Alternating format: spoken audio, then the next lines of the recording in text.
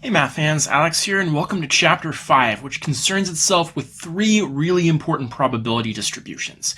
Okay, so as you can see below, what I did was I went ahead and highlighted a bunch of different distributions, and this is only a very rough list. We've already encountered things like the Irwin-Hall distribution that I haven't really specified, okay, but these ones are going to be all kind of the discrete ones, and these ones are continuous, and we're only going to talk about three of them, okay?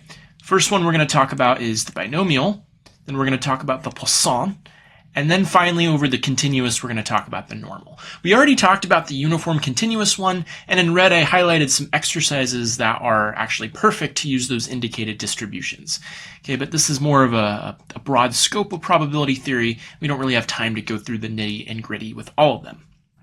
So let's go ahead and get started with trying to set up the binomial distribution. And the first thing that we have to talk about are Bernoulli trials. Okay, so let's start off with the definition. Okay, so in general, when running an experiment,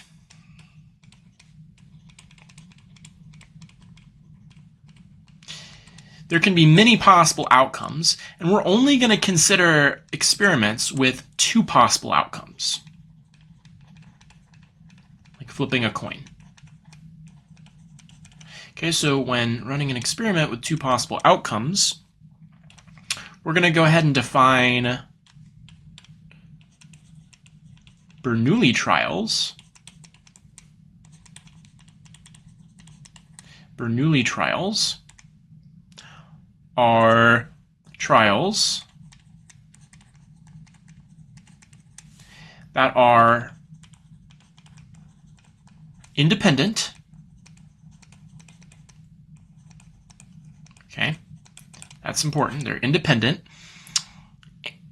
and identical.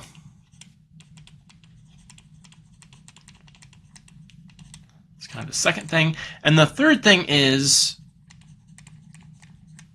and this kind of goes into what identical means, okay, where the probability of a success, however that's defined, is constant. Okay, so for example, flipping a coin would be a series of Bernoulli trials because each time you flip a coin is independent of the other ones, and they're identical because the probability of a success, maybe that's flipping a heads, the probability of success is always the same. Maybe a success is flipping a tails, it doesn't really matter. Maybe a success is flipping neither a heads nor a tail. Well, the probability of success would still be the same at 0%. Okay, so if A is the event that either, remember there are two possible outcomes, so it either happens or it doesn't happen, or it doesn't happen. Okay, we're going to go ahead and define P, little p, as the probability of the event A. And we're going to go ahead and define Q as 1 minus P. And you could also think of this as the probability of a complement. Okay, because if it's not a success, it's a failure. Okay. Okay, so these are the probabilities of success and failure, respectively.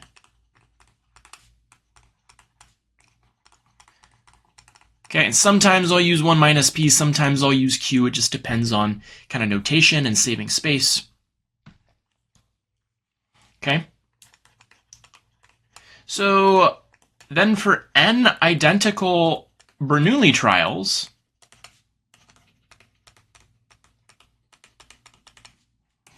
what we can do is we can describe any elementary event, which remember back from chapter 1,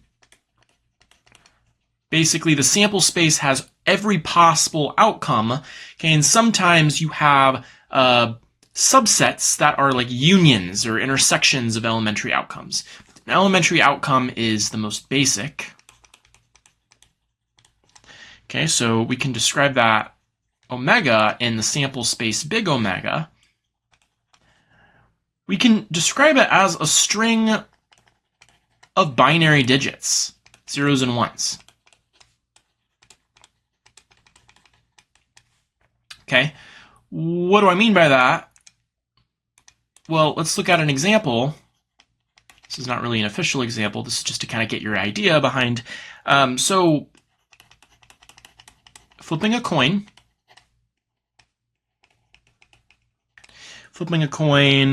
10 times is a series of Bernoulli trials. And again, you should always verify, why is it a series of Bernoulli trials? Are each of the trials independent, and do they have the same probability of a success and failure? Okay, so I'll just parenthetically note, you should probably check why. Okay. And we have to define the event A. So what does it mean to have a success? Well, maybe flipping a heads. Okay, so this is kind of arbitrary depending on the problem, but in this case we'll say A is the success event of flipping heads. Okay, so in that case, I'm going to go ahead and list like 3 different possible outcomes, 3 different possible elementary outcomes.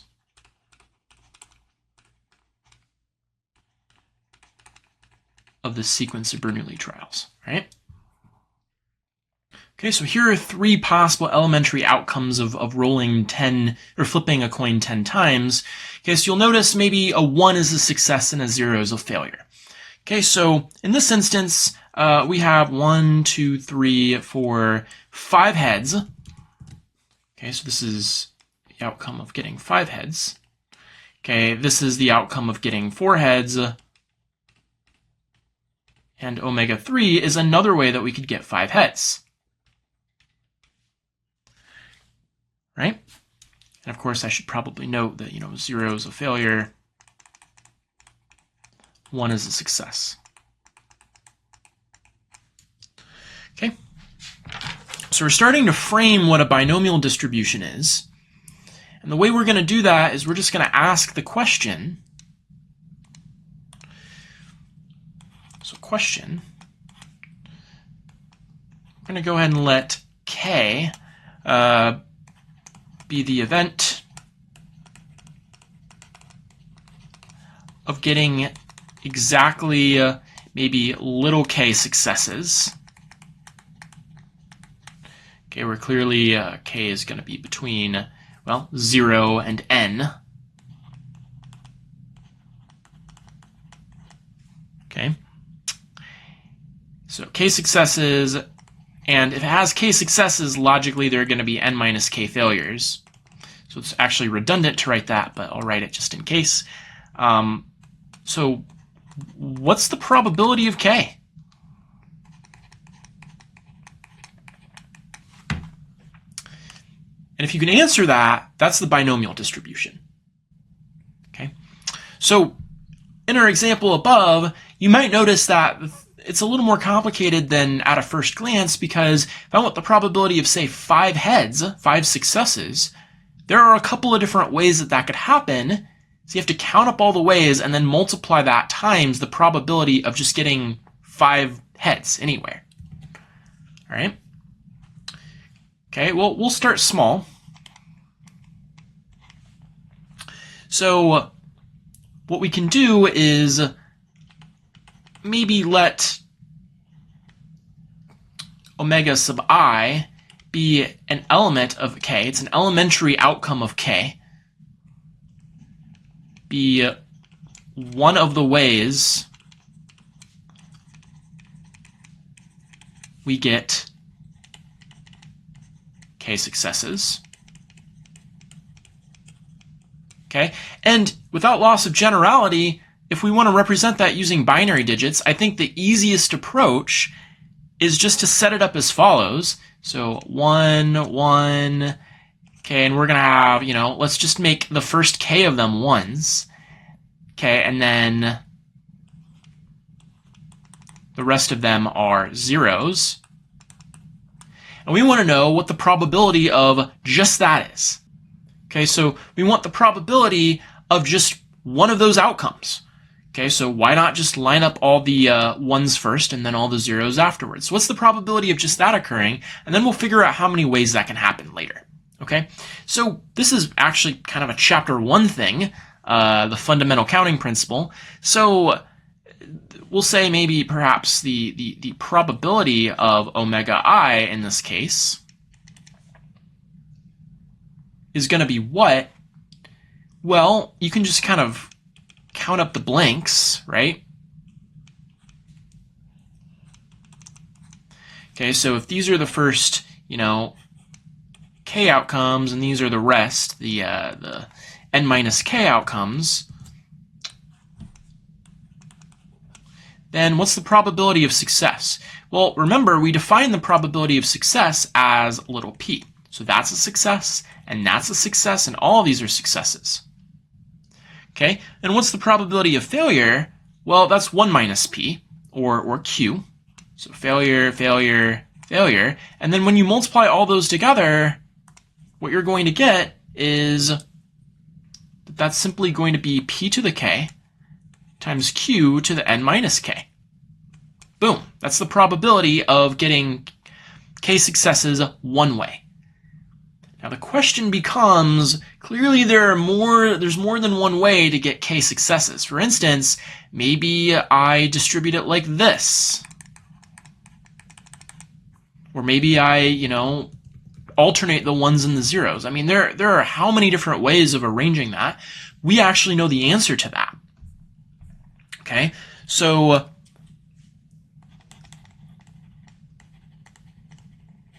all we need to figure out is how many omega i's make up k. Or phrased alternatively, using the binary digits, how many ways are there to place k1s out of n total digits? It's a good question, right? And we already answered that. It's the binomial coefficient. So the answer, out of n, we are choosing k1s. And a 1 is just a symbol, by the way. It has no actual meaning. Later on, we are going to give it a meaning. We are going to actually add the ones and the zeros together, but right now it's a symbol. You could call it smiley face if you want. It doesn't really matter. So out of n total symbols, we're choosing k smiley faces, okay, which is just, n choose k, or I'm going to remind you that's n factorial divided by k factorial times n minus k factorial. Okay? So, to summarize, the probability of, we'll say, k equaling little k, so that means we're getting k successes, is exactly going to be little n choose k times p to the k times q to the n minus k.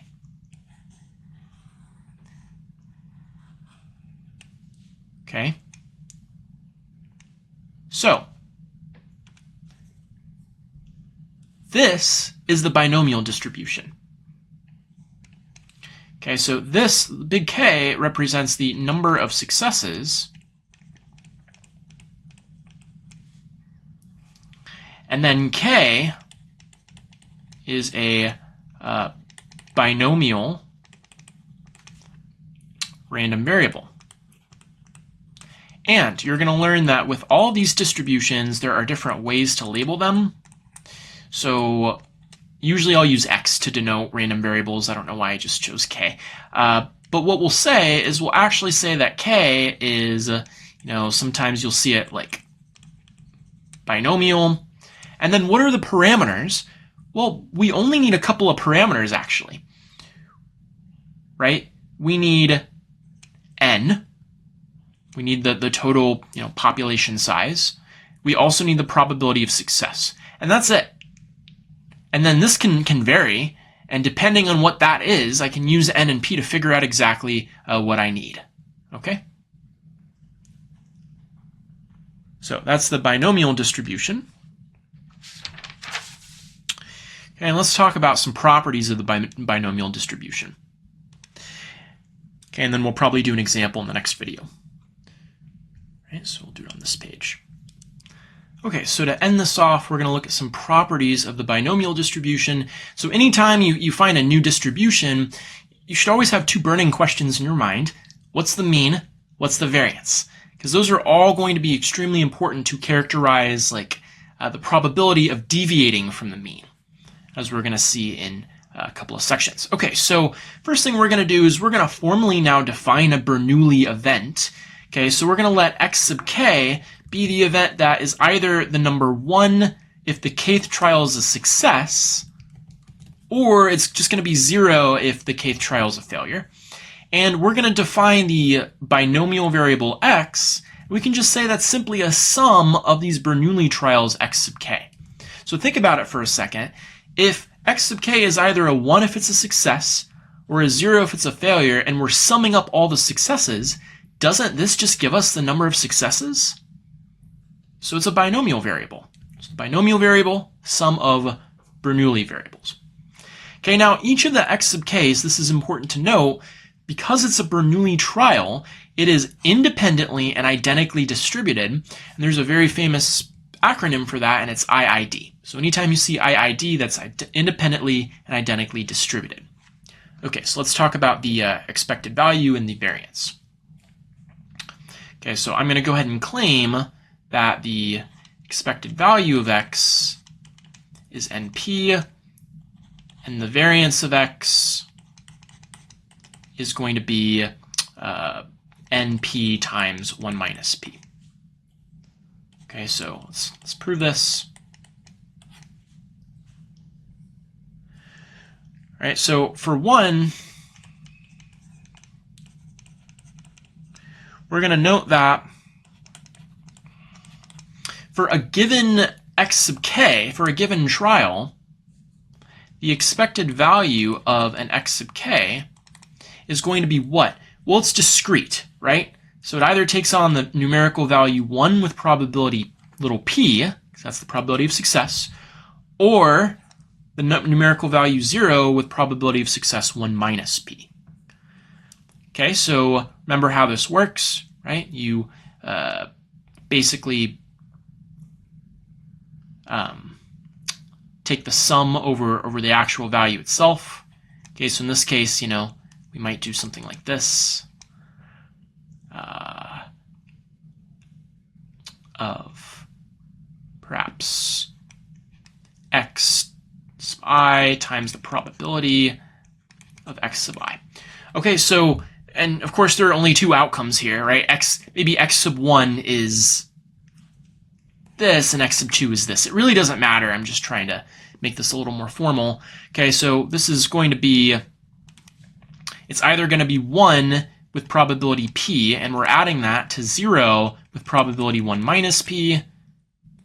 Okay, but this cancels and we're just left with p. Okay, so the expected value of a Bernoulli trial is p. Kind of makes sense. So the expected value of x, which is a sum of all these Bernoulli trials, let's see. Okay, of x sub k's. Well, the x sub k's are independently and identically distributed, which means this is just going to be the expectation value of,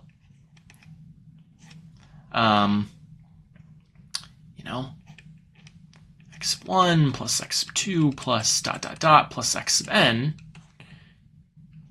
which we can of course break up into just the sums of the expected values. Okay, but these are all p, and how many are there? Well, there are n of them. Okay, so the expected value is thus n times p.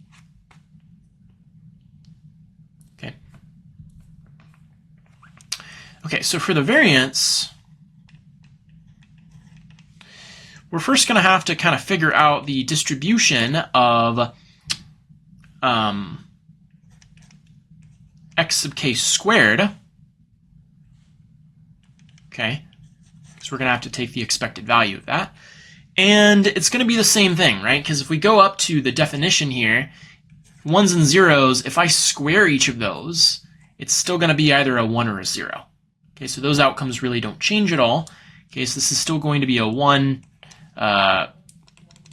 We might say with probability, we'll say with probability p, here with probability 1 minus p. Okay, so what we're going to have is the variance of, we'll just do one of these, the variance of x sub k is going to be the expected value of x sub k squared minus the expected value of x sub k. Okay, but by the exact same kind of logic here, I'm sorry, this should be squared. Okay, this is going to have expected value of p. This is going to have expected value of p, but we're squaring it. Okay, so this is going to be p times 1 minus p if I factor it out. So that's the variance of just a single Bernoulli trial. Okay, but remember we have a sum of n of them. Okay, so remember that the variance of x, where x is a sum of independent variables, that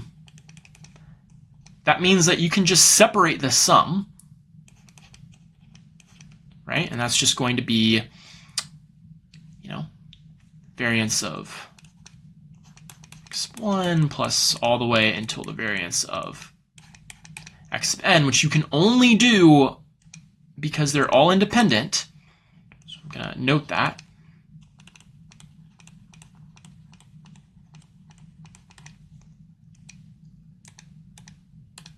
Okay, so we know that each of these are p times 1 minus p. And we're adding how many of them? We're adding n of them. So this is going to be n times p times 1 minus p. That gives us the variance of the binomial distribution as well as the expected value. Okay, so very, very important. The next video, we're going to do an example that's going to illustrate how powerful the binomial distribution is, and then we're going to use an approximation to lead us into our next distribution. Hope to see you all there and have a great rest of your day.